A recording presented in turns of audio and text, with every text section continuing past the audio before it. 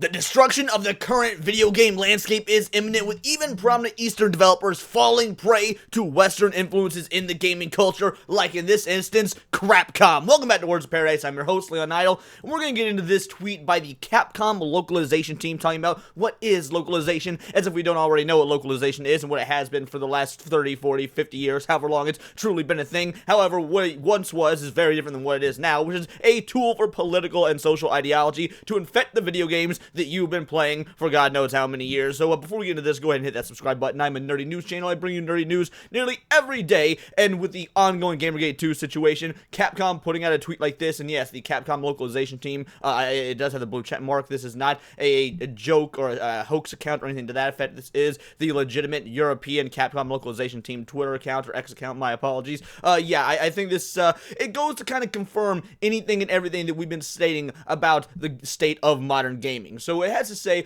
embark on a global adventure through the lens of game localization. Beyond mere translation, we're diving into the art of cultural adaptation, which, a lot of people would probably jump at that term, cultural adaptation. That technically is what's going on. I mean, you take a game that's made in Japan, bring it to America or anywhere else in the West, there is going to be some sort of cultural adaptation there. Always has been. That part's not exactly out of the ordinary. It's stuff they say a little bit later that should really make you knee-jerk. Preserving context and, oh dear, inclusive storytelling. Well, I don't recall, and I could be just, wrong, just a humble gamer of the 90s and onward, but I don't recall any need for inclusive storytelling in Street Fighter 2, or in Resident Evil, or any of these other just fabled Capcom games from years gone by. Devil May Cry, Devil May Cry, a heavy influence on Devil May Cry 1, 2, and 3 on a focus on inclusivity. It's not like those games are masterpieces for any other reason. Join us as we unravel the intricacies that make games resonate worldwide, not just translating. Localization isn't just about translating words, it's about adapting the game for a global audience. And again, this is technically true. You cannot do, as somebody that, took a few years of Japanese, and I'm sure there are people watching that speak multiple languages, one-to-one translations are not necessarily possible. Like you're not going to understand the actual context or get a full grip and grasp of what's going on in the story, what's going on with the dialogue, with an exact translation, because there are simply things that don't translate, that don't have translations from, in this instance, Japanese to English. But that's not what they mean when they say it's not just translating. That's us using our critical thinking caps to understand what the process actually is. That's not what they're referring to. Think cultural nuances, idioms, and regional flair. A good localization makes players feel right at home wherever in the world they are. No, that's not what a good localization does, because if you're living in the US and you're wanting to play Street Fighter, you don't want to feel at home. You're playing Street Fighter, which is a Japanese IP, because you like the way the Japanese do things. We don't want to feel at home. We want to experience their creation. We want to experience the creation from the eyes of the Eastern man that sees the world the way he sees it, that makes the games the way he sees it. If we wanted to play something that where it feels right at home, we would play games made in the West, which some people do, and to those people, I'd say that you're insane playing games that are made by Western studios nowadays. The importance of context. Lost in translation? Nah. Also, might be unrelated, but, it kind of bothers me that they put nah in something that's, from the official Capcom localization team. It screams, how do you do, fellow kids?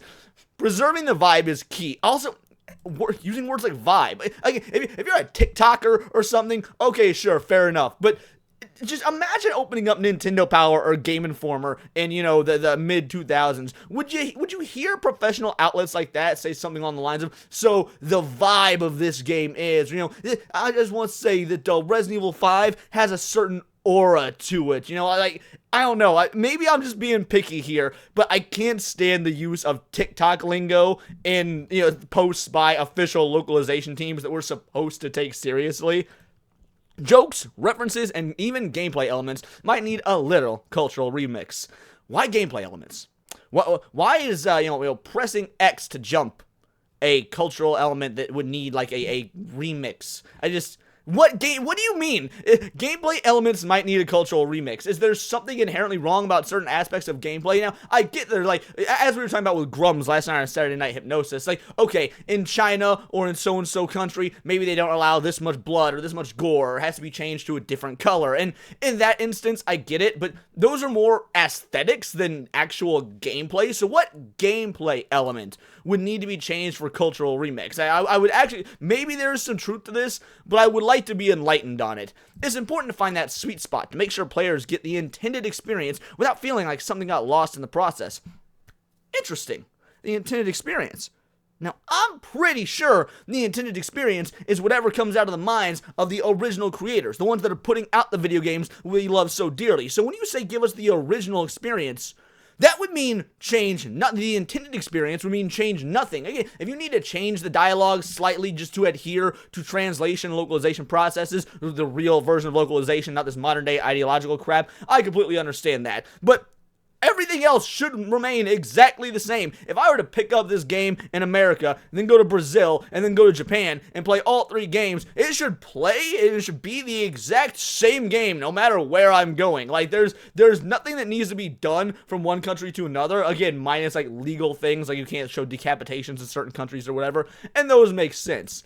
Each language has its unique structure. Oh, this is bridging the linguistic gap. Each language has its unique structure and cultural context. Our teams work to ensure the narrative and dialogue maintain coherence and emotional impact. It's not just about words, it's about capturing the essence and the story the way it resonates with the target audience. Well, then you're failing at that, because as I've commented on multiple videos, the Packer Girl is great at covering all sorts of dialogue changes that completely and utterly alter and remove context and only serve to completely change the meaning of what's going on in the game in that moment from Eastern to Western translations. So when you say the dialogue to maintain coherence and emotional impact, in that instance, you would be doing translation and maybe a little bit of localization. That's not what these games are doing. So if that's what your aim is, and that's what your goal is, which I call complete and utter BS on, but if you claim that's what your goal is, then you're failing at it miserably, and no wonder the video game industry is set for a crash. But here's the two that everybody is understandably and rightfully so freaking out about. Your boy don't like to bury the lead. Cultural sensitivity in characters. Oh, this is gonna be good. Character design and development must be culturally sensitive. Do you guys remember when Street Fighter 2 came out? I do. I grew up playing Street Fighter 2. Your boy loves Street Fighter 2. And when you click on the characters, when you watch that roster, and they've got all the different countries they're from, you know, Chun-Li, very clearly from China, Ryu from Japan, Blanca from Brazil, I can go on and on, Zangief, like, at this point, would those characters not be considered in a way as stereotypes? Like, everybody loves the original cast, the original 8 members of Street Fighter 2, but when you're talking about the character design must be culturally sensitive, and you got Blanca as this green beast that lived with electric eels and got turned into like is that really the sort of a cultural representation you want for the country of Brazil? Or does he get grandfathered in because he's a legacy character, he's been around for so long, you can get away with it? Like, it's just, there's such an inconsistency in their logic. What may be acceptable in one culture might be offensive in another. Localizers play a crucial role in ensuring that characters are relatable and respectful, avoiding stereotype. Really? Again, have you looked at the roster for any fighting game from between 1992 and about 2005? Avoiding stereotypes is the opposite of what they did, and let me tell you, we look back on those games with just the utmost fondness. We love fighting games between 1992 and about 2005, maybe go so far as to say 2010. Other references that can be perceived as negative in specific cultures. And this is what I asked on SNH last night. Now, I asked the question facetiously, but they took me seriously, so you know what, that's fair. I asked, they're talking about being perceived as negative in specific cultures. And who is the arbiter of what gets to be perceived as negative in certain cultures? Because all these localizers are white woke liberals, probably a lot of them women as well, because women have an intrinsic interest in language a lot of the time from the studies being shown. So you got a bunch of liberal, white, usually women that are coming in, and they just get to be the arbiters of what is offensive. They get to be the arbiters of what should be changed, what is going to be culturally insensitive. So you're not actually talking to individuals who are the ones going to potentially be impacted. Because I guarantee you that 99% of gamers from all around the world wouldn't give a damn. They'd be like, okay, yeah, They made a joke about me being Mexican. The game is a lot of fun, and also I kind of got a chuckle out of the joke because it was, somewhat true. Like, I want to know when did these liberal white women come in and convince you? What did they say? What did they say to convince all these corporations that they know what's best? Especially when liberal white women, known for being some of the most emotionally unhinged creatures on the damn planet, how did they convince all these head honchos at these businesses that they are the arbiters of what is negative in specific cultures? And then we got, of course, using the rainbow, because you can't have a sentence like this without that rainbow flag flying. Inclusive language and representation, ladies and gentlemen. Localization efforts extend to promoting inclusivity through language and representation. Yeah, like they did in the Spider-Man game, where they completely tried to remove the Spanish language without any context of gender. Despite the fact that it is a very gendered language, you did a bang-up job there. What was it about things being perceived as negative in specific cultures? Well, the entire Latino community, from what I heard, was very upset at your attempt to degenderify their language. But do they not count because their views don't match your political worldview? Are you just going to ignore the poor downtrodden Latinos that hated your localization job? Or I guess, I don't know if it wasn't really localization then, because, it was still going to be in English. But you get my point. I mean, they completely tried to remove gender from a gendered language in effort to promote inclusivity, which in turn harmed the experience of the Latino community. These absolute fucking hypocrites. This involves adapting not only the linguistic aspects, but also addressing gender-specific language, cultural norms, and diverse perspectives. The aim is to create an immersive experience where players from different backgrounds can identify with the characters and narrative. So, you want people from different backgrounds to identify with characters as if they haven't been doing so since the inception of media.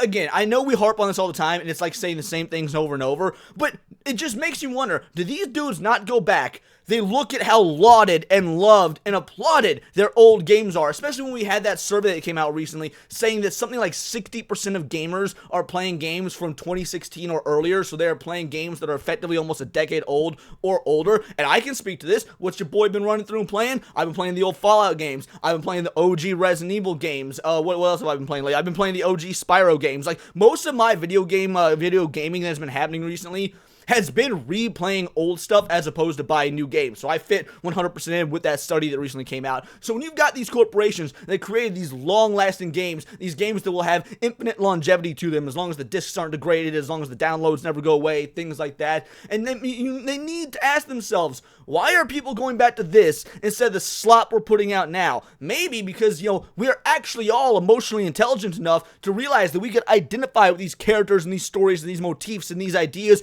without having to look the same or speak the same language or feel the same or have the same genitalia. But now you want to actually homogenize and destroy the gaming industry because you think that people actually care about shit like an immersive experience where players from different backgrounds can identify with the characters and narrative as if they never could before. Are you trying to tell me there was never a black dude named Taekwon playing Devil May Cry in Harlem in 2005? I bet he was. He probably had to steal the game because a single mother couldn't afford it, but he still got the chance to play it. This can be very challenging for certain languages due to grammar. Guys, we're done here. There's nothing else. I mean, yes, it goes on, consistency in terminology, adapting humor and wits, but at the end of the day, it's the same thing over and over. Look at us trying to be more inclusive. Look at us trying to get our ESG scores up. We know that DEI is failing, which is why it's being renamed to Bridge, and we're just going to keep on going with it because we're Capcom. We're the ultimate version of, we're an Eastern company that has just been dissected and destroyed by Western ideology. Love us, Western senpais. That's what's going on with Capcom right now. That's why your boy, being the ultimate Capcom shill that I used to be, just fawning over everything Resident Evil, Devil May Cry,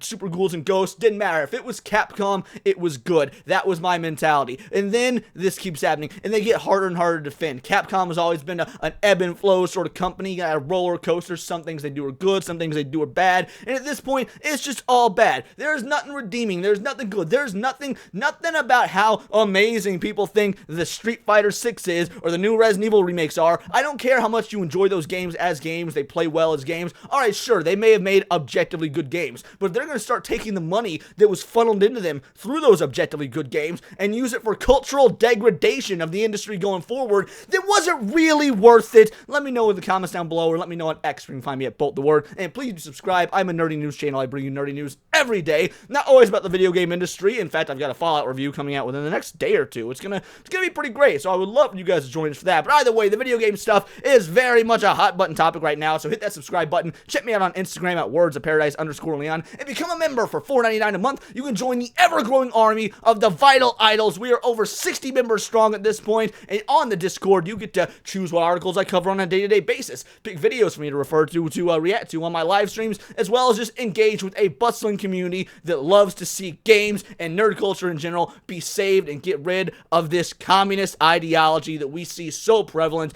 in modern day nerd culture. So by all means, hit that button and check me out on Instagram, and until next time, it's all here in the nerdosphere. This has been Words of Paradise.